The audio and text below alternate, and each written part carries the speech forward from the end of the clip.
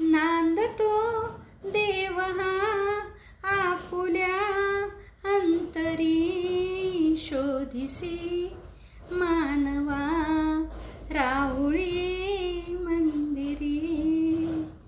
नमस्कार, मी सुवर्णा, तुमचं माझ्या चॅनलमध्ये खूप खूप स्वागत आहे। पहा ना, ईश्वर परमेश्वर आपण त्याला सर्वत्र शोधत असतो, पण ईश्वर हा मानवातच वसलेला आहे हे मुळीच माहीत नसतं। आपण भटकत असतो, तीर्थयात्रा करत असतो, पण ईश्वर आहे कुठे? ईश्वर साक्षात आपल्या विराजमान आहे, प्रत्येक मानवात विराजमान आहे। हे मानवाला उमगणं गरजेचं आहे।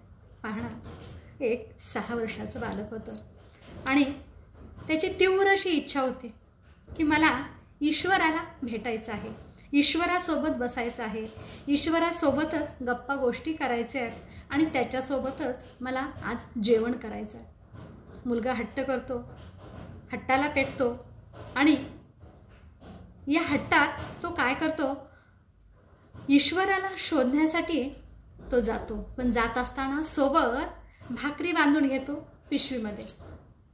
चालत चालत जातो, बरंच अंतर चालून जातो, बरंच अंतर चालतो आणि मग चालल्यामुळे तो थकलेला असतो आणि थकल्यानंतर त्याला चालत असताना एक नदी दिसते। नदी किनारी बसतो आणि नदी किनारी बसल्यानंतर काय होतं की त्याला तिथं नदी किनारी एक वयस्कर स्त्री बसलेली दिसते, वृद्ध असते स्त्री। ती स्त्रीकडे पाहतो, खूप ती थकलेली होती, चेहऱ्यावर बऱ्याचशा सुरकुत्या आलेल्या होत्या, खूप अगदी वृद्ध अशी झालेली दिसत होती, चेहऱ्यावर तिच्या उदासीपणा दिसत होता। मुलगाही तिथंच बसतो आणि काय होतं, कालांतरानं मुलाला भूक लागते, त्याच्याजवळ असलेली भाकरी तो बाहेर काढतो आणि भाकरी खायला लागतो। भाकरीचे 2 घास खातो आणि त्या वृद्ध स्त्रीकडे पाहतो। तो स्त्रीचा केविलवाणा चेहरा पाहतो आणि त्याच्यातील आपली भाकरी, अर्धी भाकरी त्या वृद्ध स्त्रीला देतो। वृद्ध स्त्री ती भाकरी घेते आणि भाकरी खायला लागते। भाकरी खात असताना तिच्या चेहऱ्यावर प्रसन्न मुद्रा त्या मुलाला दिसते। मग मुलगा काय करतो, अजून एक भाकरी त्या वृद्ध स्त्रीला देतो। ती भाकरी खाते आणि तृप्त होते।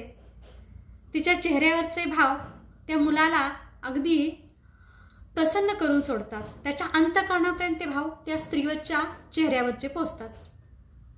मुलगाही खुश होतो आणि हळूहळू मग तिन्ही सांज व्हायला लागते, अंधार पडण्याची वेळ येते आणि मुलगा म्हणतो, आता अंधार पडत आहे, मी आता निघतो। आणि त्या स्त्रीला नमस्कार करून तो मुलगा घरी जातो। इकडे आई त्या मुलाची वाट पाहत असते, अजून मुलगा घरी कसा आला नाही आणि जातो आणि आईला मिठी मारतो। आज मुलगा खूप खुश होता, नेहमी अगदी नाराज असायचा, त्याची एकच इच्छा असायची की मला ईश्वराला भेटायचं आहे, पण आज एवढा खुश असतो। आई विचारते, एवढा खुश का आहेस आज? आई त्याला अगदी जवळ घेते प्रेमाने आणि मग तो मुलगा सांगायला लागतो, आई खरं सांगू तुला, आज मी खूप खुश आहे, आज मला साक्षात ईश्वर भेटला आहे। खरं? आई बोलते, हो खरं, अगदी मला ईश्वर भेटला आणि सांगू तुला, त्यानं माझ्या हातची भाकरी पण खाल्ली आणि माझी भाकरी खाऊन तोही तृप्त झाला आणि तोही खुश झाला आणि मीही खुश झालो। आईला नवल वाटतं, खरंच मुलाला ईश्वर भेटला? हो, नक्कीच ईश्वर त्या मुलाला भेटला होता। मुलानं ओळखलं होतं ईश्वर, त्या 10 वर्षाचंच ते मुलं होतं, छोटंसंच होतं, त्यानं ओळखलं होतं ईश्वर तर इथंच आहे म्हणून। आणि ती वृद्ध स्त्रीसुद्धा घरी जाते, तीही आज खूप खुश दिसते। 2 दिवस तिच्या पोटामध्ये अन्नाचा कणसुद्धा नव्हता। गावकरी सगळे बघतात, म्हणतात, आज बरंच आजीबाई खुश दिसत आहात। हो म्हणे, आज मला साक्षात ईश्वर भेटलाच नाही आणि तो भेटला तुम्हाला एका मुलाच्या रूपात भेटला। ईश्वर छोटा आहे म्हणते, बालरूप आहे ईश्वराचं सांगते आणि त्यानं मला खाऊही दिला, मलाही भाकरी दिली आणि त्यानंही भाकरी खाल्ली, तोही खुश झाला आणि मीही खुश झालो। खरंच ईश्वर जे आहे ईश्वराचं बालरूप आहे. दोघेही प्रसन्न होतात. मुलगाही म्हणतो मला ईश्वर दिसला. ईश्वर आईला सांगतो की खूप वयस्कर झालेला आहे म्हणून. आणि ती स्त्री पण म्हणते ईश्वर अगदी बालरूप आहे. सांगण्याचं तात्पर्य म्हणजे काय? ईश्वर हा आहे कुठे? ईश्वर साक्षात मानवातच आहे.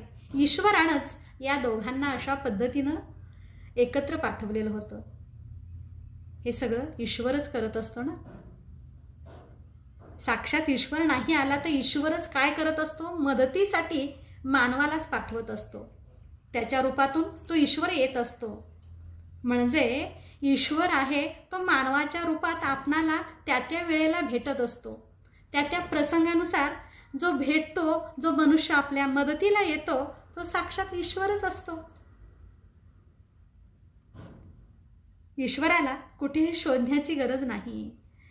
कोणताही कठीण प्रसंग असू दे, कोणताही प्रसंग असू दे, त्या प्रसंगातून आपण बाहेर पडतो. म्हणजेच काय? बाहेर पडतो म्हणजेच तिथे ईश्वरच आलेला असतो त्या मानवाच्या रूपामध्ये.